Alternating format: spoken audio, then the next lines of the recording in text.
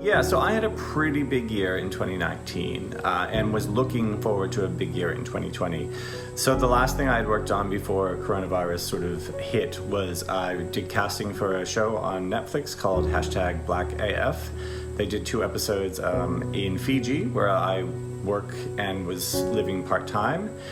I also was signed up to direct a stage musical in regional Queensland and to go back to Fiji to work on a feature film. Again, doing casting for background, and so pretty much everything came to a halt when COVID-19 really hit. For coronavirus, I was performing in quite a few stage plays. In 2019, I was in a musical called Ladies in Black with Brisbane Arts Theatre. I had done a one-act play tour across southeast Queensland. I had even been in a feature film, Attack of the Cat People, with Black Cat Film Productions. And I was more than anything, I was involved in a lot of performance. My last production was Attack of the Cat People, which was a science feature film which was based in sort of in the 1950s or 1960s era, which I kind of liked. I mean, I like black and white films. I really love the period they set, where you get a lot of monsters, and like I'm addicted to old films. I like Frankenstein, I like Dracula. As you can see, I'm wearing my Dracula shirt here. Yes. And I do like Ed Wood films, some of them, they're pretty good, and I really enjoyed working on Attack of the Cat People before the outbreak. I loved working with the actors, and I kind of developed a really good chemistry with them, and a working partnership with the director of photography, so I kind of enjoyed working on that film project a lot. So before the pandemic lockdown, I had finished production on my latest short comedy film, Nobody Likes Camping, and we were getting ready for the film festival circuit. Unfortunately, due to the lockdown and all that, most film festivals that we wanted to enter were either cancelled or postponed, and it kind of ruined all our film festival plans for the year. So now what we've decided to do is release the film online, which means we probably missed out on a lot of opportunities in terms of potential awards and official selections and exposure and networking opportunities that could come from that, unfortunately, but at least it gets to go out online and everybody gets to see it. My networking group, Western Sydney Filmmakers Hangout, obviously wasn't able to run any live events, so we weren't able to put our networking events on, which was a shame. We still were able to keep the online Facebook group running, which has over 1,000 members, and we also teamed up with Maine the West Film Festival and Still Searching Productions to put together an online networking event, which was kind of cool, and we had great feedback for that. But unfortunately, we had to put a stop on our bread and butter, which is our in-person networking events. So before the quarantine, as mentioned, I was working on a couple of film projects. I was fearful of not being able to be back on sets. Film has been for me not only my outlet, but it's been my job. And one of the things I planned is that that I had in my hard drives old footages from old film projects that they kind of never made it up, and I decided to start uploading them to YouTube because I kind of noticed that there's a lot of people that they weren't streaming, watching stuff at YouTube. They were close in the houses, so I decided to start uploading them, and asking people for opinions. I consider myself a character actor. I work in several biopics, mostly from Puerto Rico, and maybe some like independent films from the USA, and a lot of short films. Maybe they made it to festivals. And I always, sometimes I didn't have pictures or stills from those projects, so I said, like, why not upload this little clip from this short film? I was just like, yeah, sure, let's do this. What do I have to lose? You know, these films are more than 7-8 years old. So I started uploading this stuff, and I started to start sharing with people in my Facebook, which I had and never really talked to, old footages and stuff. So it was kind of cool reconnecting with some people, meeting new people. And then suddenly, there's people ask you through Messenger, hey, listen, you got more stuff? I would like to share it somewhere. I kind of find right now there's a lot of people hungry for new content. So, you know, it's like, why not? I mean, why not give it to the people? You know, it's more exposition to yourself. We kind of help others entertain themselves and kind of disconnect themselves from this pandemic. So that's one of the things I learned. Prior to the outbreak of COVID-19, I had very big plans in the works for my channel, Embrace the Film. I had hopes to start up a variety of new types of videos and branch out our content into new and interesting directions. I came into 2020 with the mentality that this was going to be the year that everything took off. This was going to be the year that everything changed for us. I was looking to cover new films and create a few of my own. Little did I know how wrong I would be. The next thing I knew, all of us were out of work. In an instant, we found ourselves without jobs and underneath this dark cloud of uncertainty. I worked mainly on my own productions, Monster Movie Night, here at the Gargoyle Manor Hour home and museum, the Monster Museum, putting out episode about twice monthly, trying to get them out so that everyone on time and everyone will be entertained while they're all locked away because of this virus and pandemic. Just prior to the pandemic, I just finished writing a play called the Warhol Institute of the Forgotten Famous, and I was also working on a feature film. So before COVID, I was actually still in high school. I graduated May of 2020, which was very crazy graduating in that time and with everything going on. But so I was still in high school and working on any theater productions that we were doing within the school because I was in the drama department. And I didn't start working professionally in acting until August of 2020 actually. So I started after I graduated high school. I knew I had always wanted to be an actor, be a professional actor, but I just didn't get the chance with high school because I did so many extracurricular activities.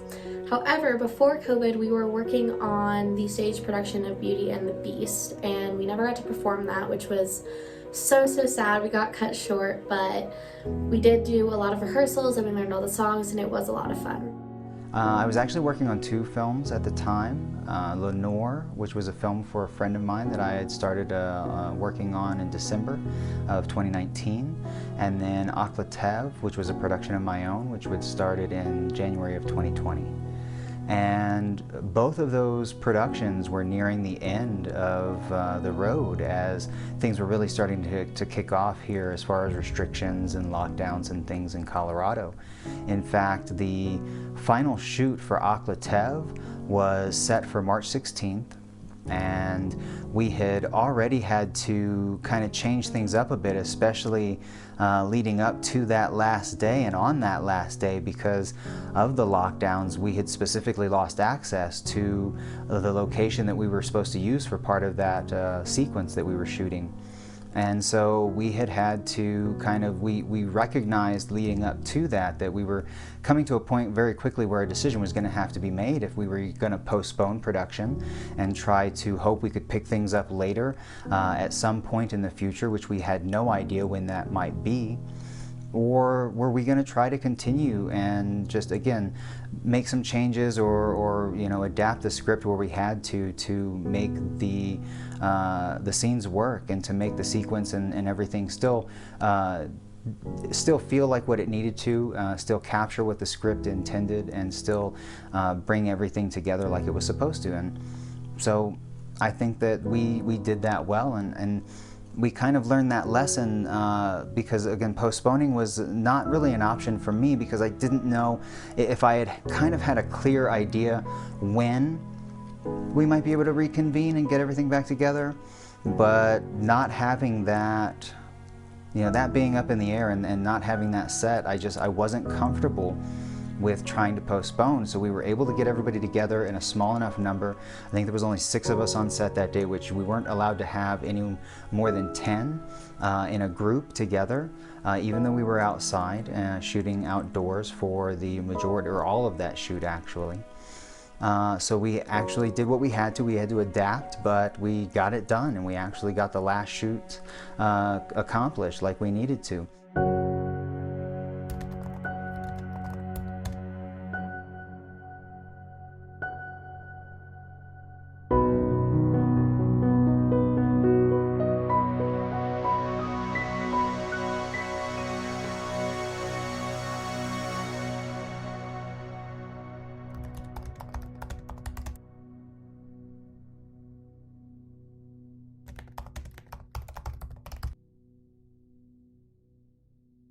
So because I'm an acting coach, I was able to sort of shift to what my focus was and to go back to teaching.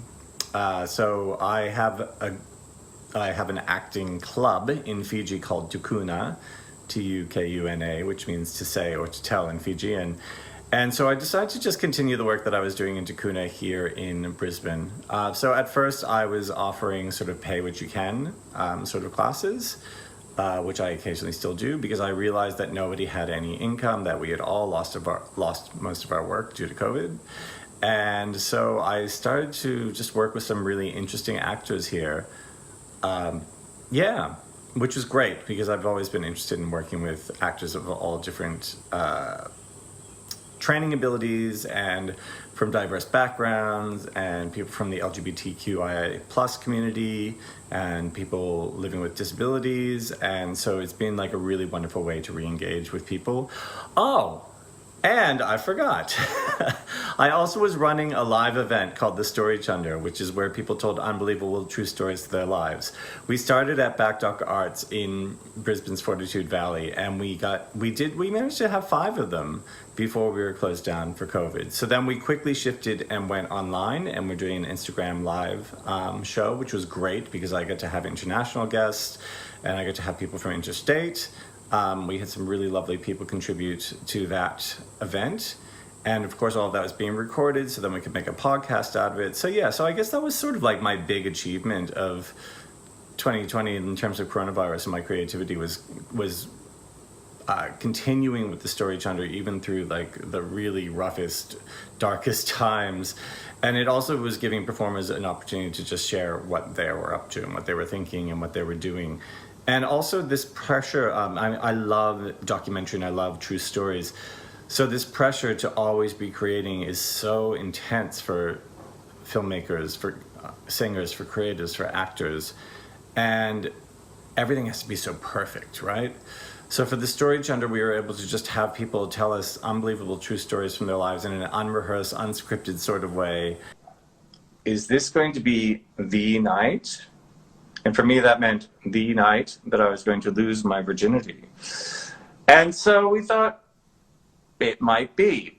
So I went to get a condom, and we proceeded to, do what you do before you do the big act. But we had been drinking all this Crystal Light and Southern Comfort, and I started to get very, very queasy, and the room was spinning. And I was like, Leah, I'm not sure what's going to happen here. I don't know if I can make it. And then I ran out of the bedroom into the bathroom and proceeded to go,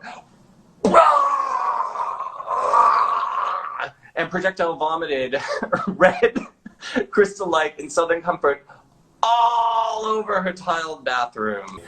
And some of them were great and hilarious, and some of them really fell flat. But because we were working for a limited audience, I mean, the podcast gets a bigger audience. But, you know, on Instagram, we were working for maybe, 15, 20 people that were watching each episode. And it was really liberating to be able to just sort of sit back and relax and not have to worry about the profit coming out of it and to just tell some stories. So that was pretty fantastic. So that was a great thing that happened during the COVID outbreak. During the outbreak from about March 2020 onwards, I took a little bit of time to sort of have a think about what I wanted to do. For me, theatre has always been the number one performance outlet that I've had, and creative outlet really. So when we were no longer able to physically be in the theatre, I had to really take the time to think about how I was still going to flex that creative muscle. So I pulled out a play that I had done a draft of and decided that I was going to start writing a second draft, which then turned into a third draft and then a fourth draft and then a table read, and a couple of workshops later I was auditioning for a month-long workshop, which we completed in December last year, which was excellent. The only production I worked on when the outbreak was taking place was my Attack of the Cat People in post-editing. At the time I was also doing a podcast which dealt with me doing reviews of other movies and TV shows, and I did it with my father at the time, and we both had a great time working on that podcast. We had a lot of fun doing it at the time. I kind of look forward to doing more of that eventually this year, I hope. During the outbreak, I was actually fortunate enough to work quite a bit. I worked on some TV series and a couple of feature films, but with very strict new rules on set, of course. I also received some work on a Stan series that's coming out soon, and I was lucky enough to be able to work with a fantastic director, Carl Demeur, and we filmed a feature film entirely from home with actors all over the world coming together. And that's about to be released on DVD now. My amazing partner did the filming for my parts of that project, as well as all my self-tapes, and set up a studio for me to do my self-taping in, because it all became at home, and he ran all my lines with me, and my mother-in-law helped with the costumes, and they just supported me the whole way, and I couldn't have done it without them in my corner. So at the start of the lockdown, I told myself I'm going to make the best situation and do a lot of writing. However, I was sitting at home, working from home all day, then I'd also write scripts when I wasn't doing that. So I was basically stuck at my desk all day, and that took a big toll on my mental health. So I had to switch it up. I had to find new ways to express myself creatively because it was just really destroying me. So I need to distance myself from my usual film projects. So I focused more on my YouTube channel. I did some stand-up comedy, which is a great way to apply my comedy writing in a new context. And I also focused on my podcast, Midnight Double Feature. We realized that during the lockdown, a lot of people can't do much. So we were able to use that as an opportunity to get bigger guests than we normally would. I don't know if we would have got them otherwise, but yeah, we got some really awesome guests that maybe otherwise would not be achievable or reachable. So that was pretty great. But I was able to get one major project out, which I'm very happy about, towards the end of the year. I entered this thing called Sketchathon, where they give you some prompt words, and then you have to make a comedy sketch video within a week. And they screen that at Event Cinemas, and we won first place, which was awesome. I got to do a bit of acting, which I don't do much of. I usually just write and direct, so that was great. And I was really proud of the end product. I don't think we would have made that otherwise. So yeah, I was really happy with that. At first, living in this state of not knowing left us all feeling overwhelmed and very unmotivated. However, with all this free time that we suddenly found ourselves with, we ultimately utilized the time in the only way that we could think to. We kept pumping out our content. We dove headfirst into creating our videos and covering any movies that we could think of. even trying to make some of it relatable to how we were feeling and how we thought others might be feeling about having to remain in quarantine. Ollie? Ollie, let me in. I can't do that! Yes, you can. Come on, it's me. Come on, man, I'm not sick. I'm sorry. Come on, Ollie. Who are you gonna get to help you shoot your episode? Huh. He's kind of got a point. Through a bit of you know, planning and working and whatnot for what to do for the business in the future. Online, that's pretty much all we could do. And it was actually during the pandemic that I realised that our meeting was destiny. You know, and that's when we decided to do our ritual, and that's how we officially became the Cinetorium Brothers. So yeah, it was because of COVID. It was because of we have COVID to thank for that. Thank you, Corona. My father has an apartment on the beach, near the beach, and I started like watching these small critters, maybe like crabs and stuff like that, and I had the opportunity of catching them and shooting them on a white cardboard, you know, like doing micro shots and stuff. I mean, I could not fly to other countries right now to shoot animals. So I said to myself, like, why do I go so far? I mean, I got them right here. Let's do this. So yeah, sure. And this part of this thing of not only to beat time, because days when you're closing your house, they can be very long. So you gotta see how, okay, from this hour I'm gonna be doing some exercise. From this hour I'm gonna watch a film. Maybe I'm gonna clean the house now. Maybe let's work in the garden. You know, there's many things you can do.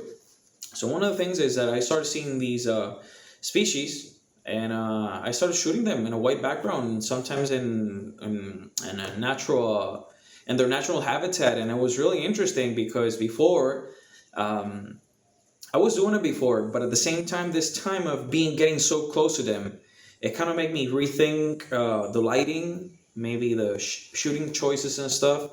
Here's a very funny story. I was one day waking up at 6:37 in the morning. We were in the apartment, and from the condo, we were watching that there was a group of people, and kind of there's a conflict. And I said, like, I grabbed the apartment keys, and I just simply went to the beach. What happened?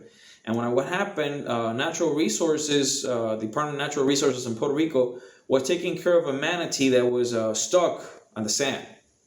So I grabbed my camera and shot the manatee, and at the same time, that same group of people that they work with the leatherback turtles, they were helping the leatherback turtles get like move up from the nest. They were just recently hatched, and it was beautiful. It was my first time watching the turtles like rise up and whatever. Later from that, I decided one day to work a couple of days with the volunteers that work with the turtles. And I got some nice shot of the turtles, and you know, I started uploading all the stuff to Instagram and maybe Facebook, and everybody was giving me praises. It's like, wow, so cool you were there, man. I like the colors, I like everything. So, you know, I always learn with this thing. I was when I was living and working in Los Angeles and studying for 3 years, when I came back, I thought life was gonna go down. And I was so wrong, because it got even better. Life even... I learned to always find opportunities in times of crisis, you know. Not everything is bad as they seem, you know, but you gotta just hang in there, just go for it, you know, just do your thing. So during the outbreak, I was working on my final extant, and I was also working on a known production later that year, which was a music video. It's quite a risk to organize a production in Corona times, because when someone gets sick, you have to cancel your shoot, or you have to make sure you have a very good backup. And there's always the risk of a lockdown, so yeah, quite a challenge. So I ended up writing 8 new short film scripts and 4 music videos and 1 new feature film, and even began planning with a friend of mine a new horror short film anthology series called Nightmares from the Beyond, which the first episode we actually managed to shoot during the summer of 2020. And so yeah, all in total, I ended up shooting 5 of those short films, 2 of the music videos, well, 3 of the music videos. We shot the majority of one that we still have to pick up a couple more shots and scenes on. But we shot the majority of all of that during the course of 2020.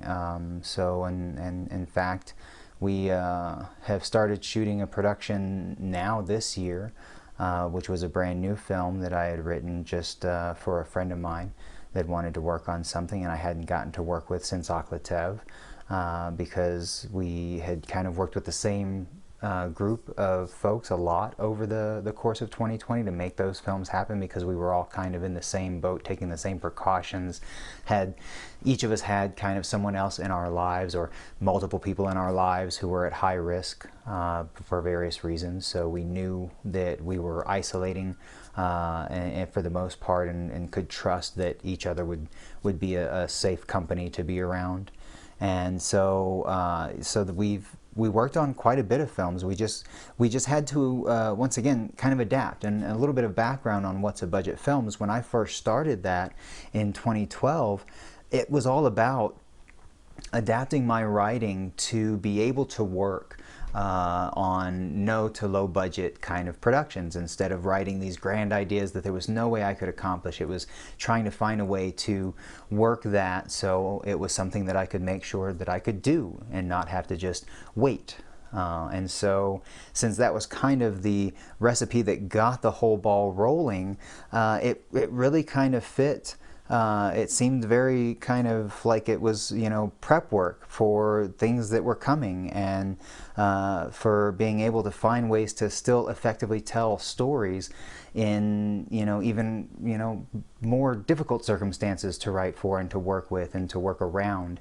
And so it just became about finding ways to adapt, and I'm going to use that word a lot, but that was the key to making sure that we could keep the cameras rolling and that we could keep everybody safe while we did it. And we were able to keep, like I said, multiple productions happening, and we got a lot accomplished over the quarantine time and the pandemic.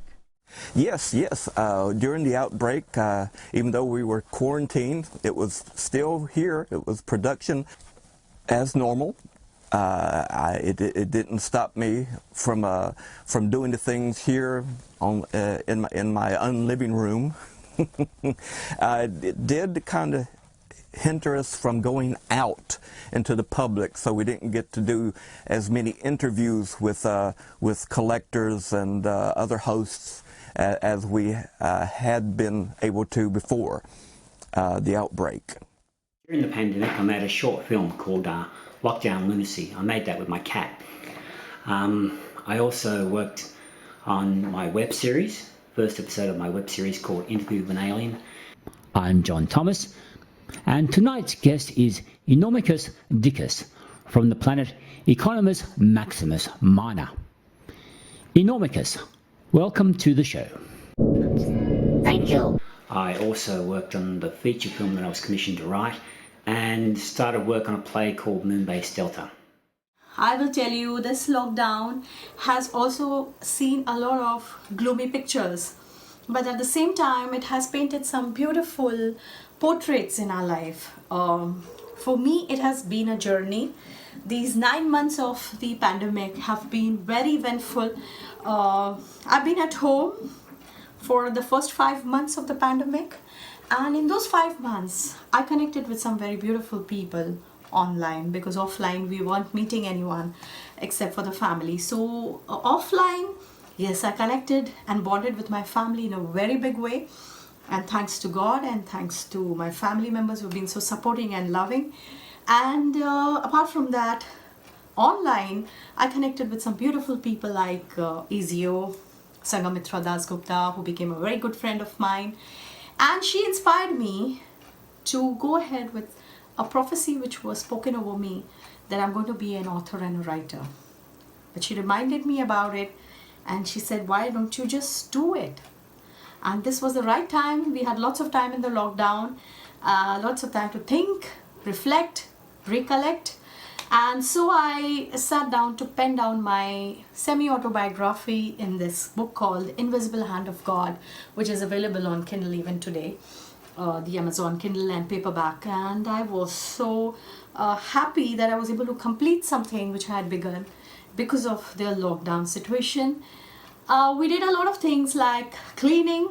Back here in India, we have a lot of people who help us with our household chores. We have maids and workers who help us. But during this lockdown, nobody was allowed to come into our premises, so we had to do our own work, and that taught us to become independent, self-dependent, and we were able to, I learned a lot about cooking. I started cooking. I vlogged also. I vlogged about my cooking, and I connected with a lot of people on chat shows, and did a lot of interviews online. And generally I saw another part of me growing in this lockdown. As an author, as a blogger, I just grew, and through social media I was able to convey a lot through my personality, through my thoughts, through my inspiring quotes. So it was a growth period. It was very sad to see so many negative videos coming in, so many people suffering and going through so much worse, that I cannot but thank God with all my heart for being alive, for breathing today, for being able to even speak to you right now. It's all pure grace. So I did actually get the chance to work on a couple different film productions during COVID so far. The first one was back in September, and that was just extra work in a film that was shooting in Denver. But it was my first ever time on a film set, and that was so much fun. We worked from like 7 p.m. to midnight, and it was great. And then the second production I got to work on was actually a short film about a month ago, and that was my first supporting character role, which was so fun. And that was a short film for CU Denver, and that was really great. And I'm so grateful that I got to work on both during COVID, and I was still getting jobs during this crazy time, so I was very fortunate for that. Other projects I've been working on during COVID, one of my first ideas was actually to do a short film, be about 15 minutes, called Apocalypse Horizon. And that's actually kind of based over the pandemic and all over COVID, but it's not a virus film per se. I didn't want to do a typical sort of, survivalistic, virus film or zombie mutation or anything like that. I didn't want to do anything like that. So instead, it's basically the effects of the lockdown, and it's kind of a black comedy on how someone's sanity can deteriorate over being forced to these COVID restrictions, kind of like The Shining, if you will. I'm also a producer on a feature film called Christmas Slasher, and I actually have a small role in it. It's kind of a horror comedy. It's got like Killer Rudolphs and like Killer Santa Claus and all that, and it's actually got Nicholas Brendan from Buffy the Vampire Slayer, funny enough. Which I'm a huge fan of. I loved that show growing up, and it's directed by a woman called Destiny Soria. So she's got a lot of kind of unique ideas for this, and the film has literally been filmed as we speak right now. So I have to kind of film my scene and send it off, and it's already getting a lot of attention. The poster alone has won tons of awards all over, and I think it's going to be a fun film that people will enjoy, and very festive and very Christmassy. The thing I miss most from before the outbreak is having a plan. When coronavirus hit, I had this idea of what I wanted my future to look like, and what I was going to be, what kind of performances I was going to be doing, and kind of where I was going to be headed. And when the outbreak hit, that kind of changed everything. And it's kind of kept changing, and I don't have an idea where I'm going to go now. So I think the thing I miss the most is having a goal or a clear set structure to what I want my journey to kind of look like, even though that may not necessarily always pan out. I think it's really sad to say, I think I've lost a little bit of hope in some ways while gaining hope in other ways. And so I miss having that ambition. I missed most about the before the outbreak. I think I missed going to network events like film premieres, film events. It gave me a moment to talk to other actors and other directors, and I kind of enjoyed meeting them and getting their input on the film industry. That's what I miss most, and I wish that more than ever that they didn't have to cancel most of those things. At least they could have just organised numbers and get people to work out a bit of how many people should attend these events. I think the big thing is in-person collaboration. Being able to meet up, whether it be in a cafe or at the workplace or with mates, and just shoot ideas off each other. Obviously Zoom and Microsoft Teams and all those video conferencing options have really opened the way for people to communicate wherever they are in the world and to collaborate. But there's just something about being in the moment and being with other people that it's kind of lost, I feel. So I really miss that. That's the thing that I hope that very, very soon we're able to keep doing. But you know what? Either way, I've been very lucky throughout this outbreak with the opportunities that I have had. I miss being on set. I loved and cherished the memory of being on set for one of Jason's productions called Young Mad Scientist, playing the role of Lord Zartrak. My name is Lord Zartrak. I come in peace. So, this is planet Earth. So much warmer than Pluto. So much greener. It's disgusting!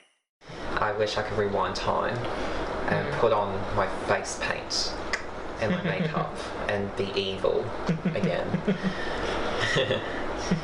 So that was something that I miss a lot the most. Definitely family. Most of my family is in Queensland and I live in New South Wales, so as a couple of them are high risk, unfortunately I haven't been able to see them since the pandemic started. It's been really hard, especially during things like Christmas and birthdays. We can't see each other, and thankfully because of social media and technology I've been able to communicate with them and check that they're safe and well, so I'm really thankful for that. I think the thing I miss most is just networking and seeing other people.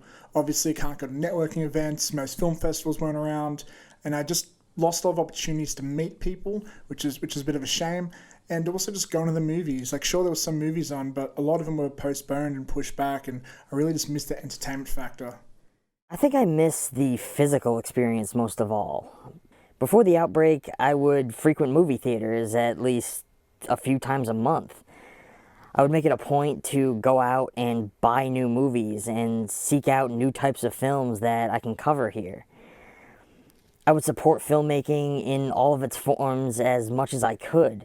I would go to small local premieres whenever I could and give chances to local productions, many of which were decimated by the quarantine. Just the small things like having lunch together, or give someone a hug when you're happy to see him, or when you're happy with the shot. Yeah, nowadays you have to keep distance from your cast members. Thank goodness we have the rule that cast members don't have to keep distance from each other when they're in front of the camera. And when they want to rewatch their shot on camera, you have to go like, yeah, fine, watch it. I will go stand like somewhere over there. Well, I guess the most thing that I miss about not being able to get out and about is going to the conventions that we have went to, getting to see all of our fellow hosts and friends and fans. And yes, getting out, and also getting out and doing doing spots in areas such as, well, we did a spot in an area not far from here, up in the Mount Airy, North Carolina area. It was the movie Freaks that I had on, and they're in White Plains, I believe it is. There's the burial site of Ing and Chang, the Siamese twins, and so we were able to go to a place like that and kind of intermingle it with the show. Fortunately, because of the pandemic and the outbreak, we haven't been able to do things like that as much, well, at all. I think just getting to have larger sets and productions going, things back to some semblance of normalcy, at least for our small little pocket of the indie world here in Colorado, whatever that looks like and whatever that would mean going forward. I was recently part of a podcast called Deconstructing Artists, and we were talking about the pandemic and all the ways that things have been changing within the industries across the arts, theater, film, television. And, one of my friends who is working in New York for a television production, large-scale television show, she was talking, because she's working as a COVID restrictions officer for a certain network. Nicole, I don't think that's her exact title. I'm sorry, Nicole, if I'm butchering it. But she was talking about these kinds of productions and how the vast amount of resources that are going into just keeping the cameras rolling, as far as keeping everybody safe and keeping these regulations and safety restrictions met. And when you think about how much it is costing, in that sense, it's ultimately unsustainable for them in the long run, for those kinds of productions and those large-scale shows that have sponsors and all kinds of things. So when you translate that into the indie world and you start talking about, smaller production companies that have less resources and are able to not absorb those kinds of costs and added budget, expenditures so readily and so easily, then certain productions just become out of reach. And I think that's one of the things that I miss the most is, don't get me wrong, I know that these are necessary changes that are happening and we need to keep people safe, but they can become so fiscally challenging in addition to the budget that the longer this goes on, it's going to become harder and harder to figure out a plan for indie outfits going forward to be able to make productions happen reasonably and safely.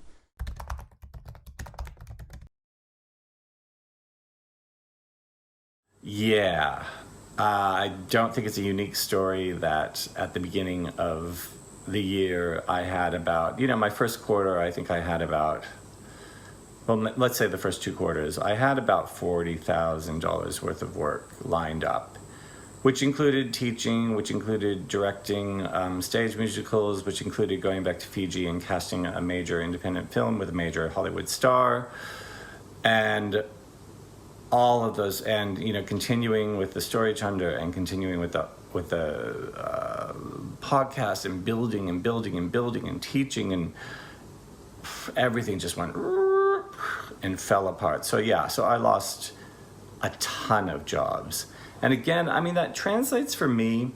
So I lost a ton of jobs, and how that translates to me is that it was just that I lost out on the income that I would have had doing creative projects. So I continued to do the creative projects. I just had to, I had to acknowledge that there wasn't income, and I had to adjust my expectations around income for the year. But yes, that's like I could have saved, it was definitely interrupting my financial goals this year. And that's been a real challenge, but we do what we do. I did miss out on doing a few film projects during the outbreak. Most people have contacted me about doing a project, but I had to tell them that, sorry, I'm doing my post-editing on my Attack of the Cat People, and I didn't have any time left to work on any other film projects in the meantime.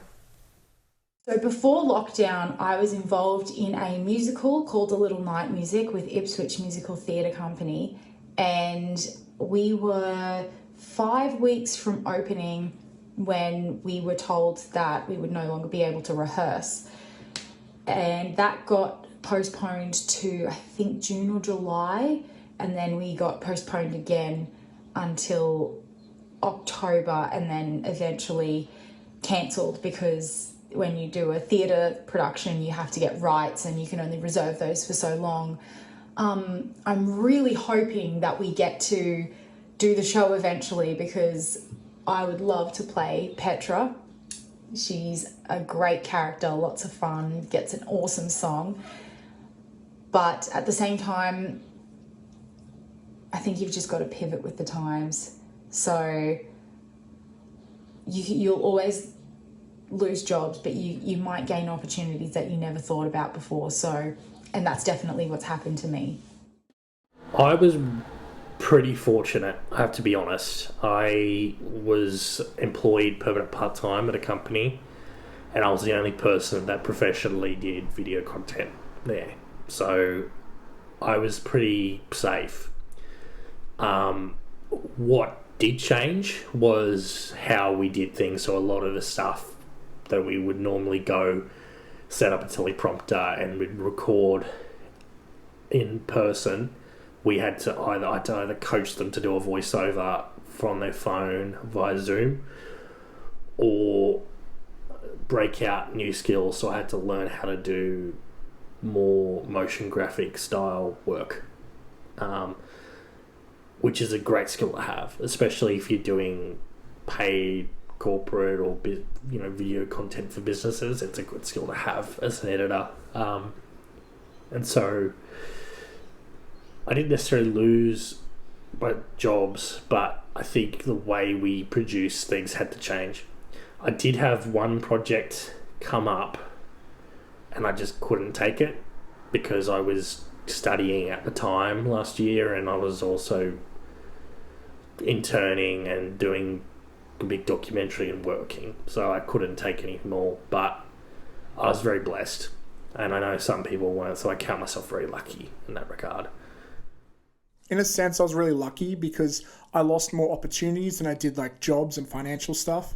So the film festival circuit, obviously, I lost a lot of opportunities there, a lot of chances to win awards, nominations, official selections, networking opportunities, exposure. I lost all of that stuff. But I know some people who had it a lot more harder. Like my go-to DOP, he lost about $15,000 worth of work overnight, just like that. And so that's a shame. Obviously, he luckily he was able to recover, and things got a lot better. But that's horrible. I know this other guy is a wedding videographer who had to change his whole business model. So rather than filming and editing weddings, he's more working on streaming now and stuff. So yeah, that's a shame. For me, most of my work, I work mostly in educational media when I'm not doing my productions, so I had to pivot rather than lose work. So instead of, filming and editing a lot of stuff, I was helping people record Zoom calls and edit their Zoom recordings and things like that. So, I had to change it up a little bit, but, I think I got really lucky. Yeah. Before all of this, I was actually working in the field, doing freelance editing for a variety of projects for various companies. On the cusp of this initial outbreak, the work slowed down and suddenly stopped altogether. My fellow coworkers found themselves working from home, and I was left without a job. For several months, I was forced to live off my savings and struggled to get by. I didn't do a lot of acting work during the pandemic. There wasn't a lot around. I did do a role-playing medical gig for students, medical students, but apart from that, there wasn't a lot of work around. Absolutely. As I mentioned, I was about to, attend grad school, or I was actually applying to various grad school programs, specifically some in, Cork, Ireland, that had me really excited. So I lost the opportunity to pursue that. I was working on various projects, or I was in talks to be hired to do various projects, locally here that the funding just dried up for. I was doing some editing work on a documentary about the San Luis Valley here in Colorado, and the funding that we had for that temporarily dried up and hit roadblocks on all of those things, because all kinds of organizations and institutions were scrambling because they were trying to figure out what was going to happen. And so their budgets just, for a lot of those projects just dried up completely. And so a lot of that work disappeared.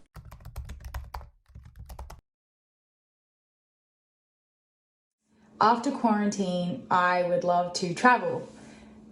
I've really missed the freedom of being able to plan when I would go overseas or interstate.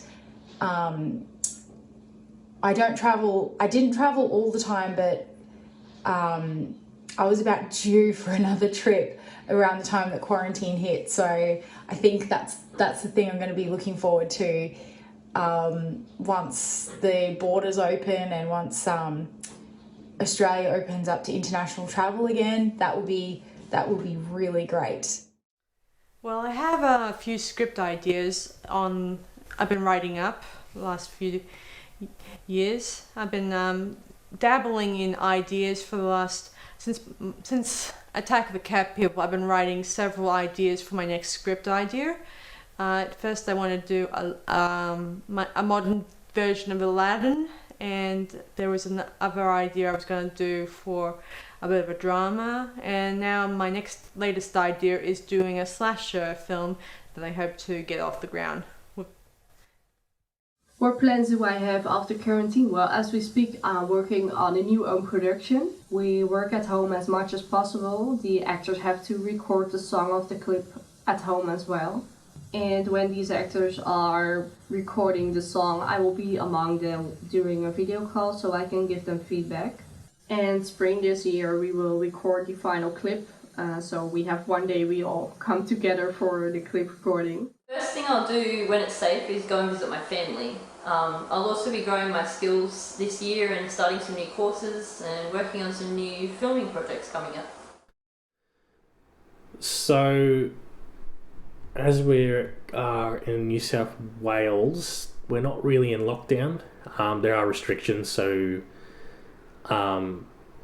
there's obviously social distancing is in place. Some places are requiring you to still wear masks, and there's obviously occupancy limits. But so I guess from 2021 onwards, so this year I've got a couple of projects. So I deferred from uni because I wanted to spend a year and kind of have a red hot go at starting my own business. So starting to do my own work and drum up projects. So doing corporate or whatever projects come my way, as well as my normal job. So after quarantine, a lot of the stuff I've been writing, which has been a web series, hopefully I'll get that made. And I'm just going to keep going with what I'm doing now. I'm going to do stand-up, I'm going to do YouTube vlogs, I'm going to keep applying myself creatively any way I can. I'm not really letting the pandemic lockdown be a barrier between me and the goals I want to accomplish. So whatever I'm doing now, I'm going to keep doing after the quarantine. So after the pandemic outbroke, I was kind of worried because I thought I was not going to be working anymore. There was some rumors that some background actors were going to be substituted with CGI or maybe special effects. But I kept communication with my agents and I told them, like, guys, I'm tired of this. Shh. So is there any projects coming? Is there something we can do or whatever? And they go like, well, we have some projects coming. I just recommend you hang in there and keep in touch. Don't be a stranger because there's money coming. So yeah, sure, let's do this.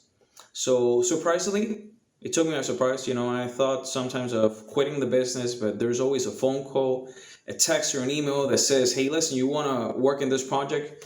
And I goes like, yeah, hell yeah, sure, let's do this. So I work in one biopic. I had a small part as a cameraman. It was a 90s biopic. I'm not really stranger to period pieces. I've been in the 70s, 80s, 50s, 60s, and it's so cool. There was another biopic where I got a small part as a mafia guy. We were shooting in a hotel, and it was like old 70s salsa, you know.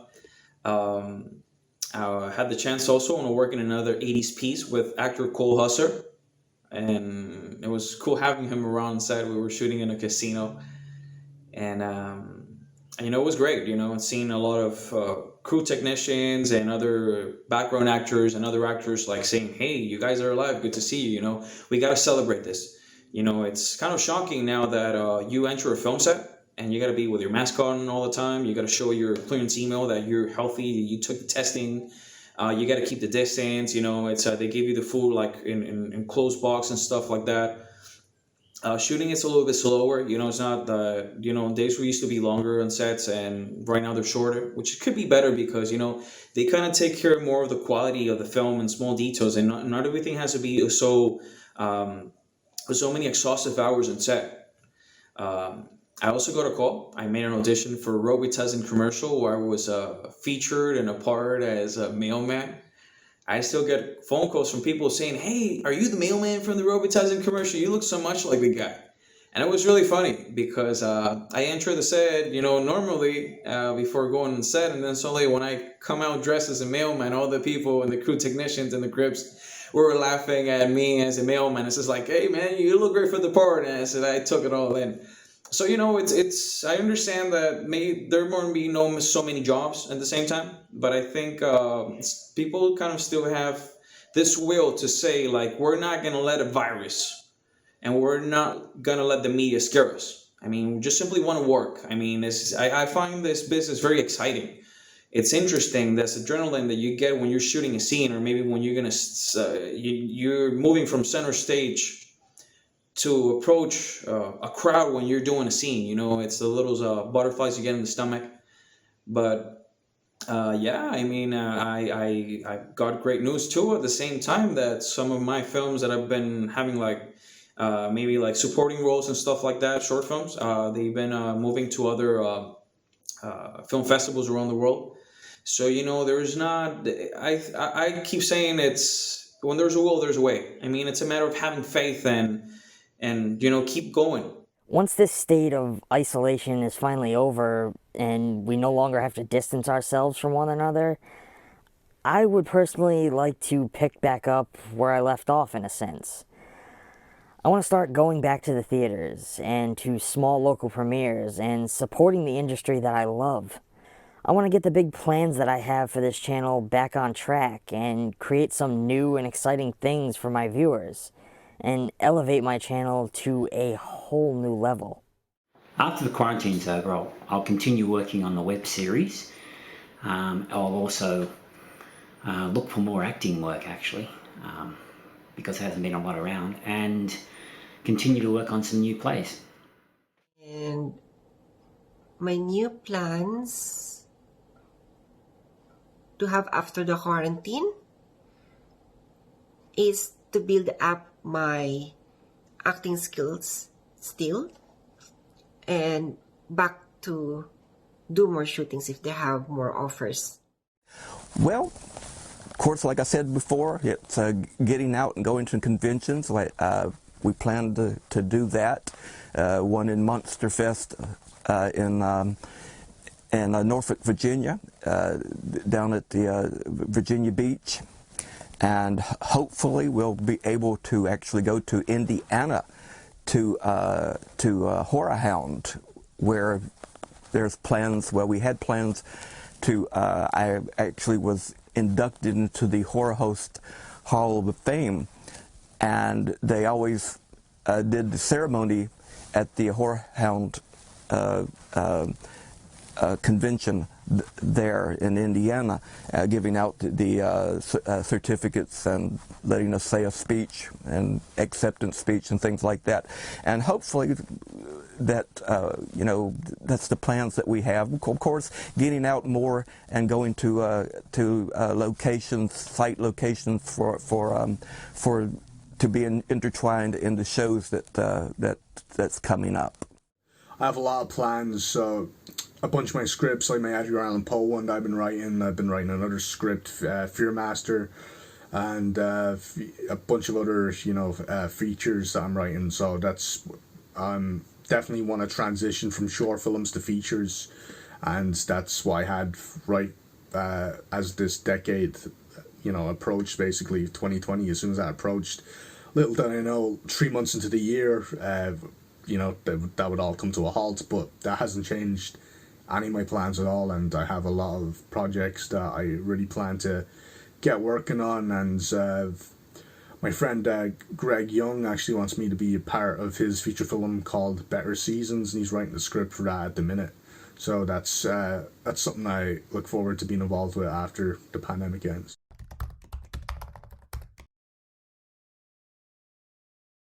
As far as filmmakers go, I would just recommend to keep making films if you can.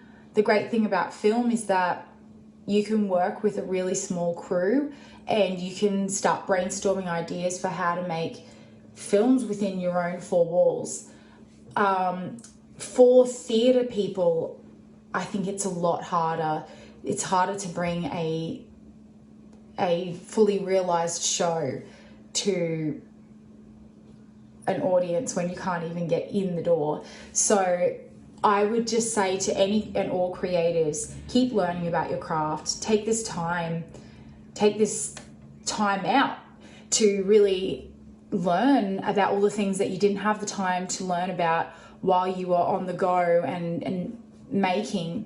Sometimes I think we get into this zone of just making more and more and more and more. But when you can't do that anymore and you have to stop, it gives you an opportunity that you didn't have before to become stronger than ever.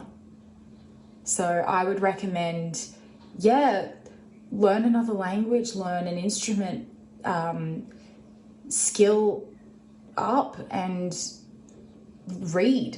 Just read lots about anything and everything that you can, about your craft in particular, but also just take the time to appreciate life, because as creatives we are so busy looking through that window and trying to capture the moment that we don't ever really get that opportunity to just be in that moment. And I think that's something that coronavirus has taught me. What tips I will give to beginner, I would tell them to always keep writing your stories, write more scripts, and keep in contact with all your cast and crew so they know that you're still working on any post-production films you're working on. Never give up fighting for your dreams. Don't let COVID or anything else stop you. Spend the time that you have, the spare time, on your growth, improving your skills, learning new skills. There's so many classes out there that can be done from home. Some of them are free, so just join something. Keep working, perfect your self-tapes, write something, even read a new play or a film. Just get creative. Also, take care of yourself. Your mental, physical and emotional health and well-being is so important, especially during this time. Use what you have. I mean, everyone nowadays has a phone of some sort or a camera, and I mean, my very first phone was a Nokia. A little Nokia 5070 with a blue stripe, and it didn't have a camera. But I think from like 2009 onwards, most phones had a HD camera in them. And that's pretty incredible when you think about it. Like, everyone had the ability to record and do something. So, for starters, everyone's got something, right, to use. Also, a good story is the most important thing. If you're talking film, or even commercial content, having something funny or engaging, something that hits home. If you have that, it doesn't matter really what you film on. I mean, sure, if you're getting paid thousands of dollars to produce a piece of content, then it's obviously got to have a standard to it. But I think if you're just beginning out, if you've got stories to tell, use what you've got.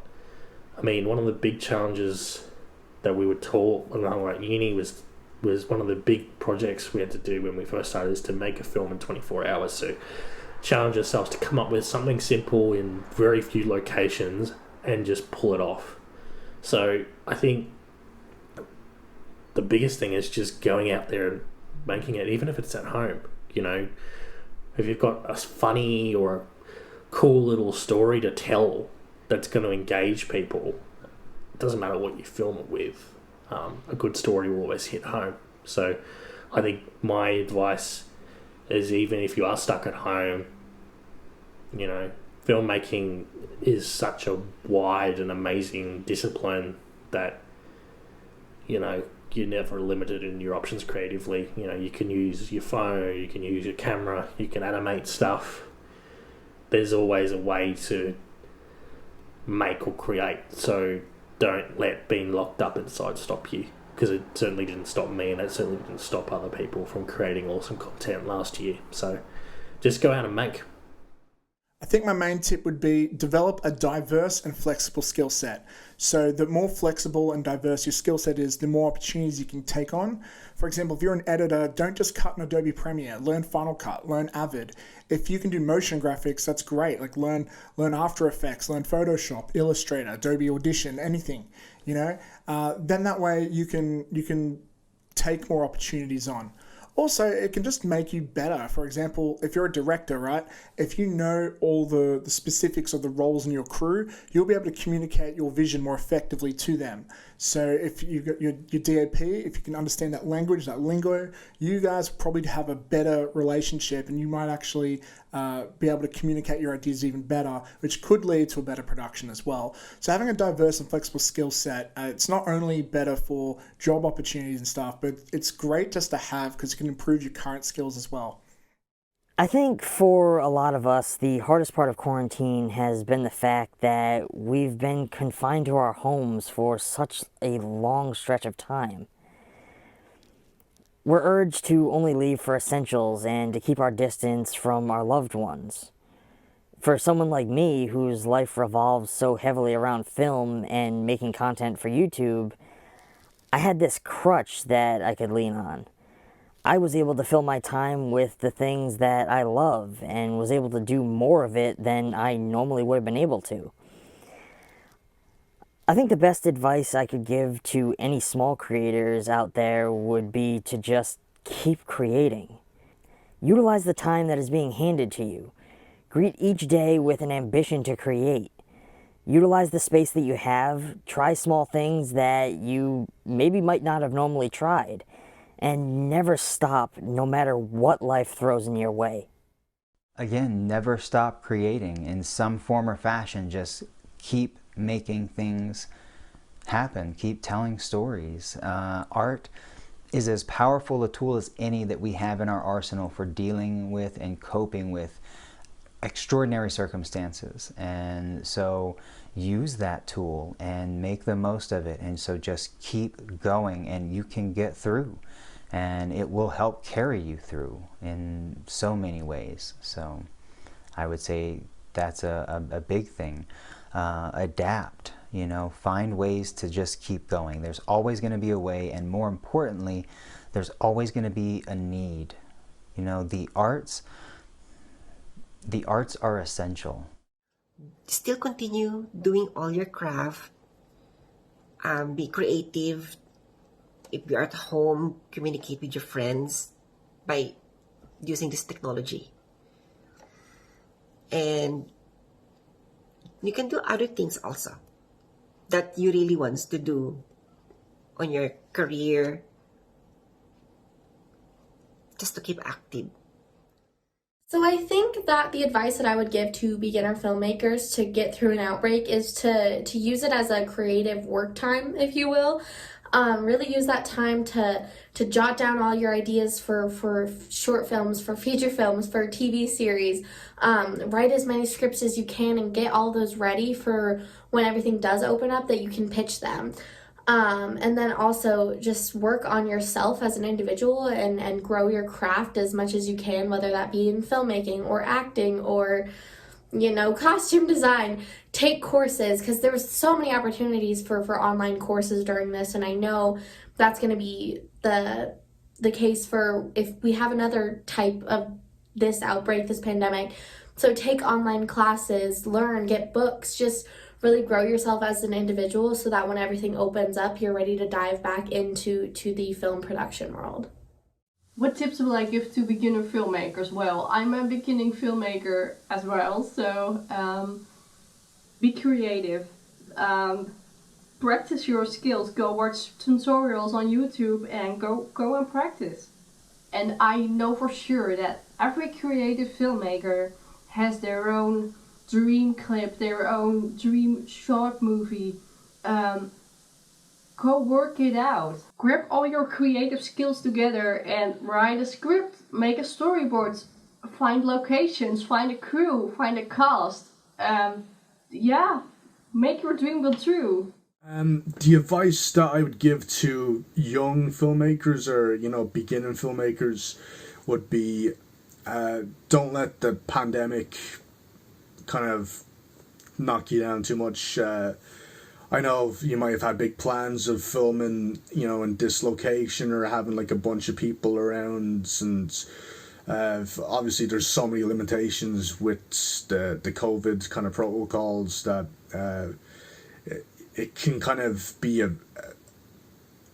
very tormenting challenge on how to create something within so many limitations, but actually use that to your advantage, because if you can create something with so many limitations and, write a script or, film with your friends over Zoom, or, there's so many different ways you can kind of manipulate a story, and it doesn't have to be done the conventional way like we will before. Don't worry, keep them projects, in your head, in your scripts, because you will get to do them projects eventually, but make the most of what you have in your control at the minute.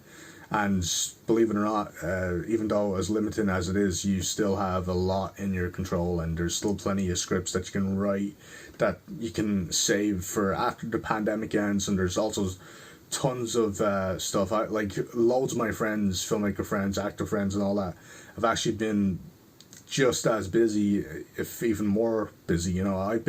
This is my busiest year, funny enough, with personal projects, and this is during a pandemic, so I definitely haven't let the virus or, any of the obstacles kind of take me down and stop me. If anything, it's just made me more kind of creative and more driven, and since I don't have much of a social life, who really does now with the pandemic, it's actually made me kind of more enthusiastic, and it's made me focus more on my filmmaking and my planning ahead, and I've basically feel like I'm making the most of my time, and I'm enjoying basically every second of it.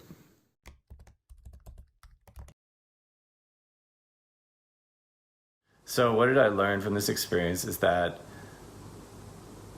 yeah, making money is great, but creativity and continuing with your creativity is essential.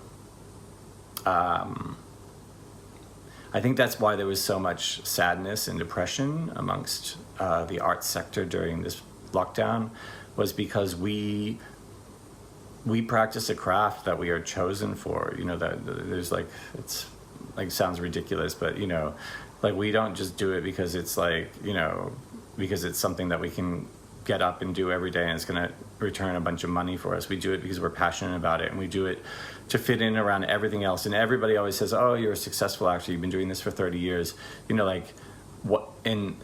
but what else do you do, right? And that's actually kind of astute, because a lot of people say it because they just don't know, but it is kind of astute because we have to work all sorts of different jobs as actors. We have to find all sorts of different income, because unless we're a Hollywood star, unless we're one of those 1%, we're always going to have to fill in that income.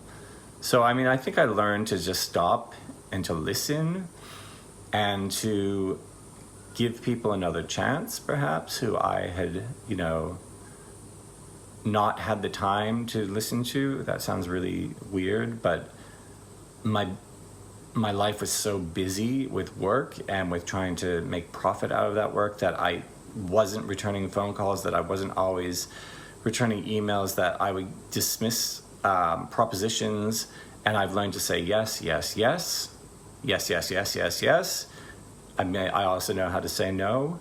I didn't have to say no so much, and strangely enough, by not saying no during this year, I guess my instincts have been very honed, because I haven't got into any of those really awkward, sticky situations that I often get into when there's so much work going on, where I'm all of a sudden working with people that I really don't want to be working with.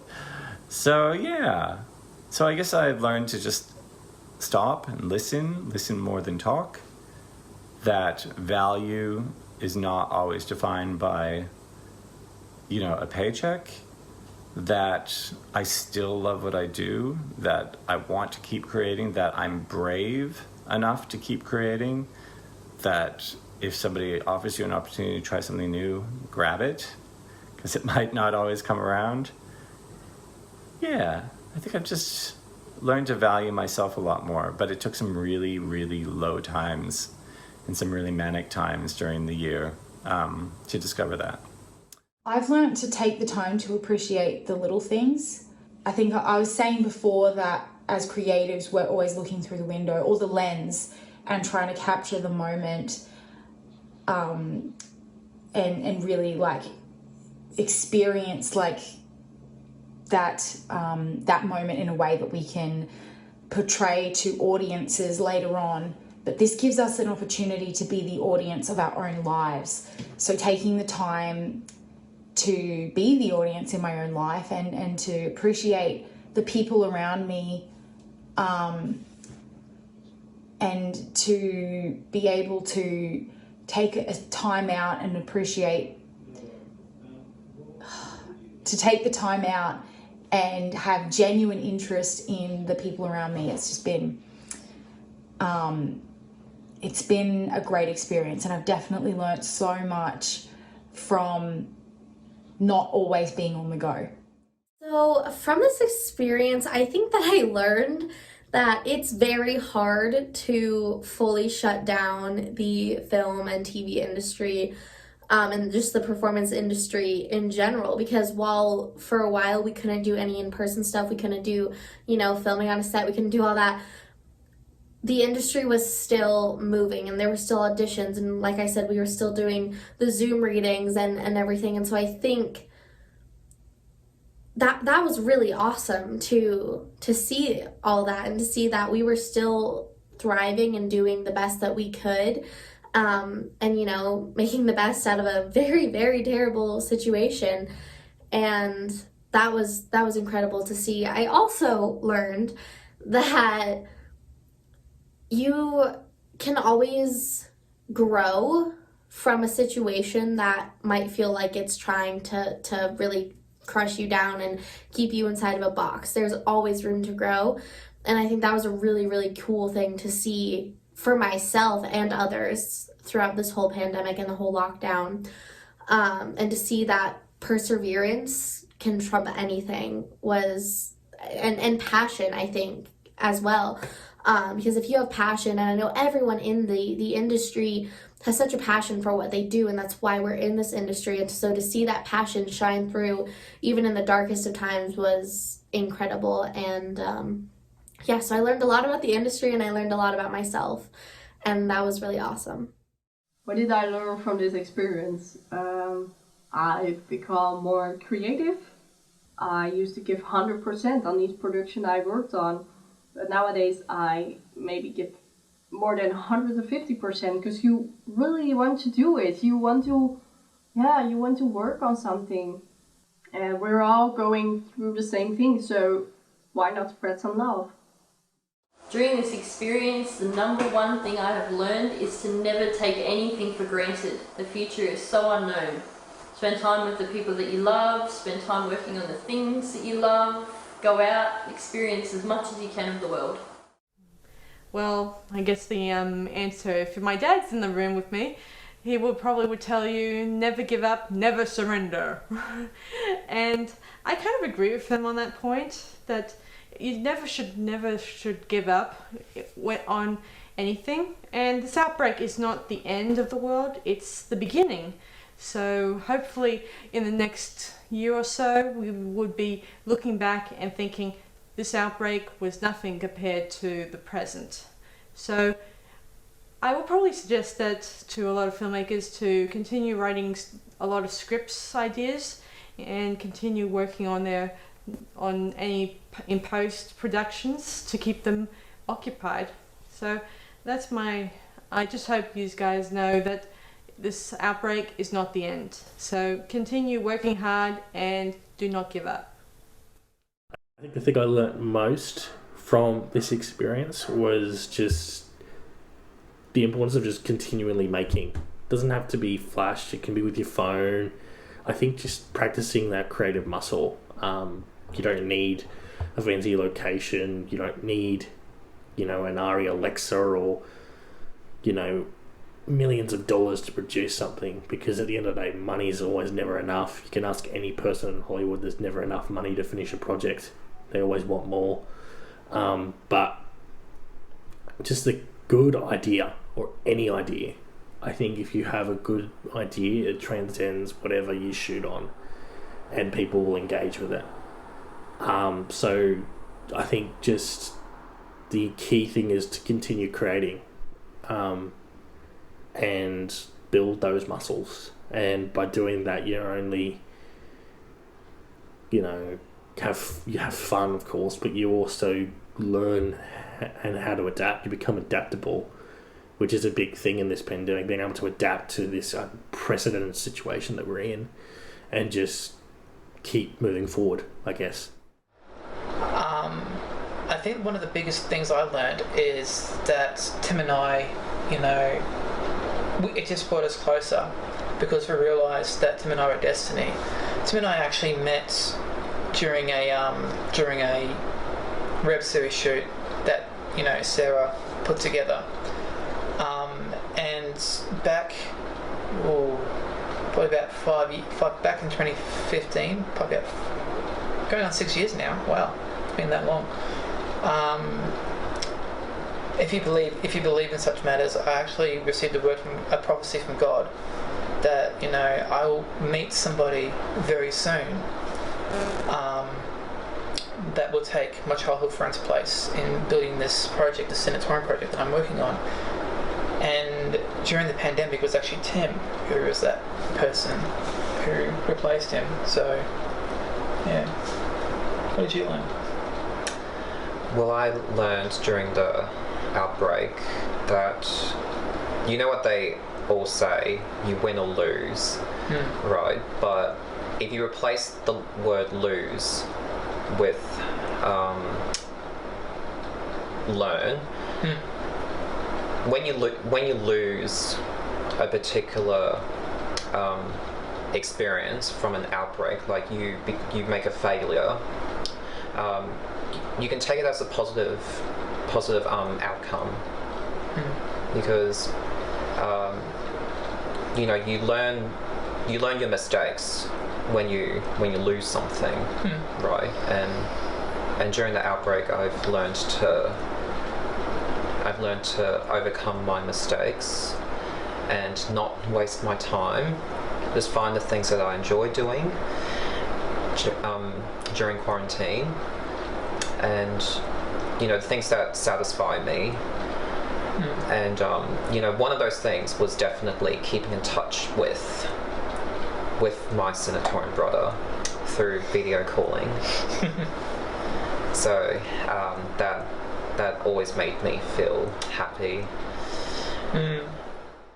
I think I just learnt to be grateful. I learnt that I'm really lucky.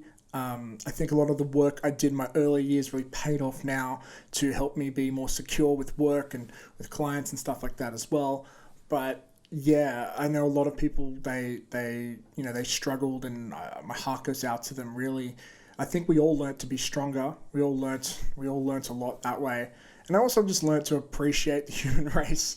I think it's amazing what we did. Like, so many productions and stories have come out from the pandemic lockdown, and some of my favorite films and TV shows and movies have managed to adapt to that and tell these and incorporate that into their storylines and things like that. And so yeah, it's really inspiring to see how like the human race is able to persevere and push through regardless of, you know, the apocalypse going on. That's an interesting question. Very interesting. It's complex, but I'll give you the answers. Guys, we gotta stay healthy for whatever you want to do in life. Whether you're a father or a family, maybe you want to keep working in the business, you gotta stay healthy. Okay? I've been reading so many things about COVID, and during COVID, they said to take more vitamins, eat healthier, keep exercising, and overall be positive in here. You know, I believe in the law of attraction. So if you attract the positive, you will attract the positive. If you go negative, negative people will get near you.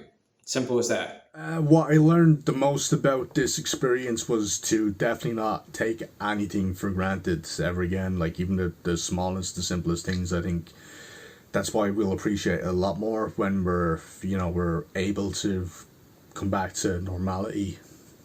Because like I don't think anyone could imagine how much of a drastic change this could have on somebody's lifestyle. And you know, obviously there's way more like that's my biggest like complaint, that I've kind of been halted in jobs and stuff. But like you know, people have lost loved ones, or you know, people have been vulnerable to illnesses and all that, especially during COVID. So there's way more serious stuff and way more bigger problems going on for other people, and it's made me to kind of realize, you know, that I have things pretty good overall, and it's very frightening what goes on daily, and then what went on a way bigger degree. Like if you think about all the people that have got sick and, you know, been dying from this virus, which is a very scary thought. Like it is really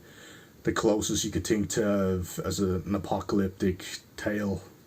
I don't think anybody, like, you know, I've had, you know, like my nanny, my grandmother saying like this is like, you know, the most bizarre thing she's ever lived through, and you know, she's like in her early 80s. So that's it makes you put things into perspective, that yeah, it's like it's a huge world change. It hasn't been, in a lot of ways it's been negative and all that, but I've taken some positives. I think the thing about COVID, at least from a creator's point of view or standpoints, for me personally, would be that it's disciplined me a lot more to, you know, sit there and write and actually get, you know, from point A to point B and finish scripts, get stuff done, be more productive. Like I've never been involved with as many personal projects, films, ever in a year, and somehow during a pandemic, like I literally have 15 different projects that I have in various forms of involvement and various forms of production at the minute. So I have a lot to kind of keep me busy, and that kind of makes me pretty happy. If I've learned anything from this experience, it's that our time is the most precious thing that we have. It's the only thing in this world that is truly ours to give. We were each presented with this opportunity to experience a life without the obligation of working life hanging over our heads and eating up all of our time. And we used it to do what we love, creating content and watching and discussing movies. It's strange to say, but we've all gone back to working life in some form since the initial quarantine. And I think it made us realize how unhappy we've all been, having to divide our time between jobs that we care nothing about and our passions, which I can't speak for anyone else, but has made me want to work that much harder at turning this little dream into a career. Now, of course, I'm not urging anyone to just up and quit their jobs and start making films full-time, but I know for me, COVID has definitely made me realize what is important to me. That I am even more adaptable than even I perhaps realized, and that I will find a way to keep creating and to keep telling stories. It's not even a question. It's like it's a need. It's a need at this point. You know, I need to be doing this. I need to have this in my life, and I know I'm not alone. I know that there's a lot of us in this field and just in the arts that feel that same way. You know, it feeds us. It sustains us. It keeps our souls nourished, and that is what you know, we need in times like this. And so I learned that, you know, I learned that about myself, and I learned that about maybe just how much the arts mean and can be, and how much they can help us. And you know, I always kind of knew that because my like I said, I've always kind of used my art in that way, as an outlet and as a tool. And so but this just showed, you know, in these kinds of amazing circumstances and these kinds of unprecedented times, that it can get me through, and it can carry us through. I think that, you know, again, we will always find that means to carry forward. We will always adapt, and I said I was gonna land on that word a lot, but we will always adapt and make things happen because we have to. What did I learn? Well, the main thing is, you know, don't just sit around and mope around. Do something constructive with the time. As I said before, write a feature that you've been wanting to write for years or whatever. Use the internet a lot, you know, to do courses, or use sites like Slated to connect with other people. If you want to arrange meetings, you can use Zoom. Technology is good for this because you can use the technology to connect with people, do something that you wouldn't have normally done. Is not to give up. Not to give up because we got pandemic. Just hang on there. Think positive. Be safe always. And do everything that you want to do. I really want to thank God that He kept me going during the lockdown and even after the relaxation of the lockdown, in the unlock period, as you call it. It's been amazing. I'm still working, doing new and more better shows, and yes, if you want me to sum up this entire lockdown in just one word, it would be grateful. Grateful for little things. Thank you.